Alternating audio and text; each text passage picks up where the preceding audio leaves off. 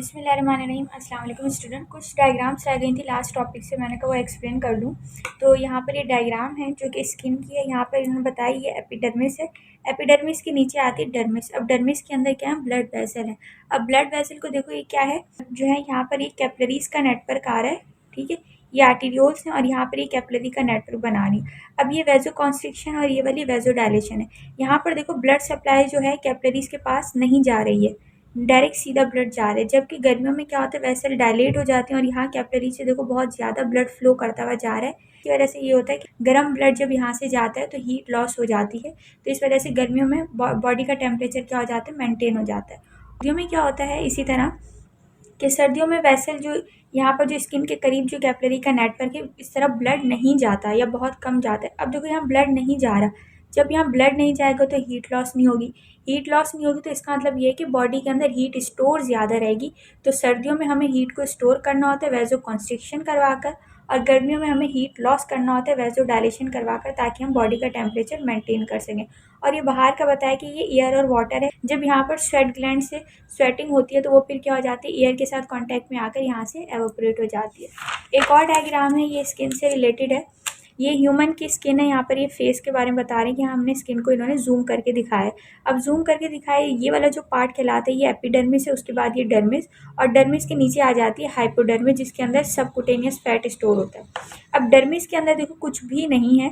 Dermis के अंदर सिर्फ ये ओपनिंग होती है। किसकी होती है ओपनिंग? स्वेट ग्लैंड की ओपनिंग होती है, जहाँ से स्वेटिंग होती है। लेकिन जो स्वेट ग्लैंड है वो असल में कहाँ पाए जाते हैं? डर्मिस के अंदर। यहाँ पर जो ब्लड वेसल है वो भी डर्मिस के अंदर है, नर्व एंडिंग भी डर्मिस के अंदर है। तो ये जो है, ये इन्होंने जो येलो कलर की जो डायग्राम बनाई हुई है, एनी एनी जहाँ पर लिखा है, इसका मतलब ये नर्व एंडिंग जो कि सेंसेशन देती हैं। और ये यहाँ पर जो ब्लू कलर का घुमा हुआ है, इसको हम कहते हैं स्वेट ग्लैंड, जो कि क्या कराता है, स्वेटिंग कराता है। अब यहाँ पर ये जो नेटवर्क जा रहा है, ब्लू कलर की जो वेजल जा रही है, ये वीन्यूल्स है। हमें पता है वीन्यूल्स के अंदर कैसा ब्लड आता है, डीऑक्सीजनेटेड। उसके बाद यहाँ ये कैपिलरी का नेटवर्क है, फिर यहाँ पर क्या आ जाती हैं, आर्टीरियोल्स।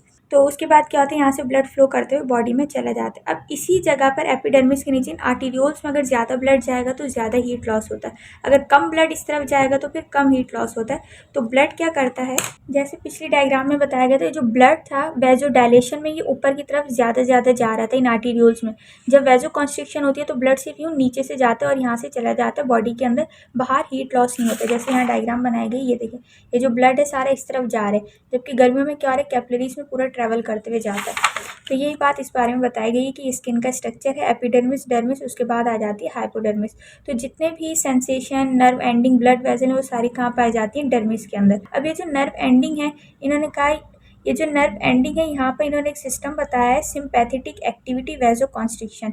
इन्होंने कहा है कि जो सिंपैथेटिक एक्टिविटी होती है, जो हम नर्वस कोऑर्डिनेशन में पढ़ेंगे, सिंपैथेटिक नर्वस सिस्टम एक ऐसा नर्वस सिस्टम है, जब कोई इमरजेंसी सिचुएशन आती है तो ये एक्टिव हो जाता है। इसका काम होता है वेसल को कॉन्स्ट्रिक्ट करवा देना।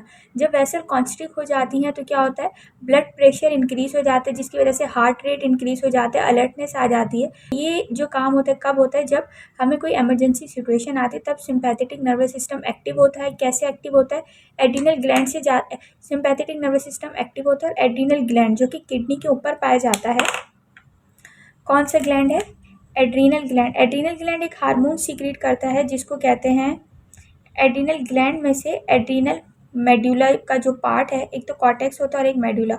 एड्रिनल मेडुला का जो पार्ट है वो एक हार्मोन रिलीज करता है जिसको हम कहते हैं एपिनेफ्रिन, और नॉर एपिनेफ्रिन भी होता है। ये इमरजेंसी हार्मोन होते हैं, क्या करवाते हैं, वेसल को कॉन्स्ट्रिक्ट करवा देते हैं, जिसकी वजह से ब्लड प्रेशर इंक्रीज हो जाता है। तो यहाँ पर इन्होंने नर्व एंडिंग में बताया। तो कोई भी जगह हो, जैसे हमारी बॉडी का कोई ऑर्गन है, वहाँ पर तीन चीज़ें लाई करती हैं। एक तो ब्लड वेसल होती हैं जिनमें आर्टरी, वीन, कैपिलरी आती है, दूसरी जो होती है नर्व्स होती हैं, तीसरी लिम्फेटिक वेसल भी पाई जाती हैं।